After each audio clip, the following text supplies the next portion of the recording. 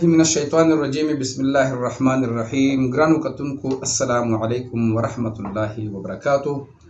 امید ده چې څومره زموږ کتونکي دي به د خپل صحت په جامه باندې به دوی پټ وي، روغ جوړ به وي. او د الله نه سوال دی چې کوم زموږ کتونکي دي، څومره مسلمانان دي، الله رب العزت دي ټول د مصیبتونو نه آفتونو نه په امان کې وساتي. څومره مشکلات چې چاوي الله دې د هغې مشکلات اسان کړي. څوک قرضداري د قرض دې الله خلاص کړي. بې ګناه که څوک بندیان وي په جیل کې وي، الله رب العزت دې رهایي نصیب کړي. او څومره بیماران چې هغې ته دې الله شفای کامله ورکړي. دوستانو، نن د یو ډېر بهترین عمل سره ستاسو په خدمت کې حاضر یم. استخاره نن تاسو دپاره د استخارې یو نوې طریقه ما راوړې ده. د اوبو په ذریعه باندې استخاره. مخکې تاسو ته ما د تسبیح په ذریعه استخاره ښودلې وه. نن به زه تاسو ته ښیم که تاسو وایئ چې موږ استخاره وکړو او د اوبو په ذریعه یې وکړو نو څنګه به یې کوو. دوستانو، بعضې وخت کې داسې وخت دغه راشي چې استخاره ټایم نه میلاویږي، ځکه چې کوم مسنون استخاره ده نو هغې دپاره د شپې اوده کېدل دي او د هغې نه مخکې 2 رکعته لمونځ دی، بیا هغه دعا ویل دي. خو بعضې وخت کې داسې ایمرجنسي غوندې کار راشي چې سړی وایي چې اوس 2-3 ګنټو کې دا کار ماته معلوم شي د کېدو دی، یا یو شی غوښتل دي، یو شی خرڅول دي، رشته ده، چا څه کاروبار کول دي، ډېرې خبرې کېدی شي. نو هغه وایي چې زه دا کار وکړم او که نه دې کې به ماته فایده وي که فایده به نه وي، لکه ډېرې خبرې. نو د ټول نه اولنۍ بهترینه خبره دا ده چې داسې چل به وکړئ چې د اوبو یو لوښی به راوالې. د ټول نه بهتر خو ما سره دې ځای کې دفتر کې ما سره د خانه د کاسه وه، به دا مې د اوبو نه ډکه کړه تاسو د ښودلو دپاره. خو کور کې به خانک به راوالې، هغه به بالکل د پاکو صفا اوبو نه به دا ډک کړئ، بالکل د سر پورې. غور سره ګورئ، زما چې څومره خویندې وروڼه دي، کتونکي دي، دا دې وګوري. لکه اوس بعضې جینکۍ دي هغې پسې رشته راشي، بعضې وخت کې یو سړی یو ګاډی اخلي، یو سړی یو دوکان اخلي، ایمرجنسي کاري اوس. نو هغه وایي چې زه ورکوم، بس یو 10 منټه دې سیر ته شي او دا استخاره دې وکړي، انشاءالله العزیز 100% 100% چې کوم دی د دې رزلټ به راځي. نو هغه به دا داسې مخې ته کېږدي او زړه کې به دغه کار ونیسي چې دا کوم خبرې دې دپاره دا نیت به وکړي. بیا به په یو کاغذ باندې دا ولیکي اهدنا الصراط المستقیم. دې کیمرې ته نږدې کړم، اهدنا الصراط المستقیم دا به ولیکي او دا به داسې به راغونه به کړي، ګولۍ به ترې جوړه کړي.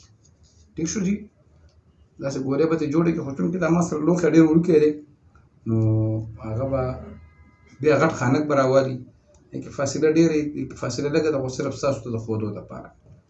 نو دا به راوالي او داسې طریقه باندې به کېږدي چې دا د ده دا مخ چې دی قبلې طرف ته وي، ښي لاس ته به یې شمالي، ګس لاس ته به یې جنوبي او مخې به یې قبلې ته او دا به یې مخې ته پروت وي. دا اهدنا الصراط المستقیم چې کوم دغه باندې لیکلی کاغذ باندې، دا به د هغه اوبو په دې منځ کې داسې واچوي. ټیک شوه. نو دلته فاصله نشته، د خانه کې بیا فاصله ډېرې وبهدرئ، پوه شو، ډېر په طریقه باندې. بیا به د هغې نه پس د خپل سوچ به وکړي او بیا به د هغې نه پس داسې وکړي چې سورت فاتحه به شروع کړي.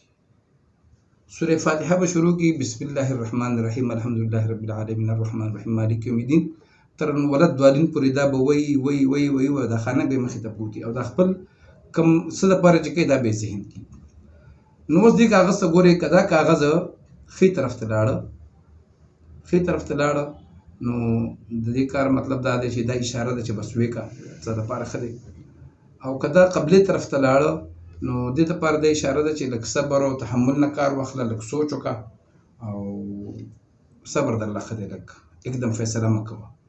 او که دا کاغذ ګست لاس ته لاړه نو د دې دا مطلب دی چې بالکل به دا کار نه کوي. او که دا کاغذ ستا سیر ته لاړه راغی نو د دې دا اشاره ده چې بالکل دا کار وکړه، تا دپاره یا دا کار وکړه یا به ستا دا کار زر وشي. بس باید سړی وایي که نه دا زما یو کار دی دا به وشي که وبه نه شي. نو که دغه شان که څوک کوي نو که چپ لاس ته لاړو نو نه به کېږي، او که ښي لاس ته لاړو نو مطلب دا دی چې وبه شي، مخامخ قبلې طرف ته لاړو نو لږ ټایم به الي.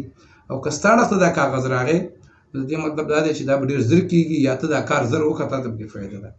د هغې نه پس به خپل کار به وکړي او صدقه به وکړي او د هغې ثواب به حضرت علي کرم الله وجهه رضی الله تعالی عنه ته وبخي. ان شاء الله العزیز الله رب العزت به د بهترینه رهنمایي وکړي او دا د قرآن کریم آیاتونه دي.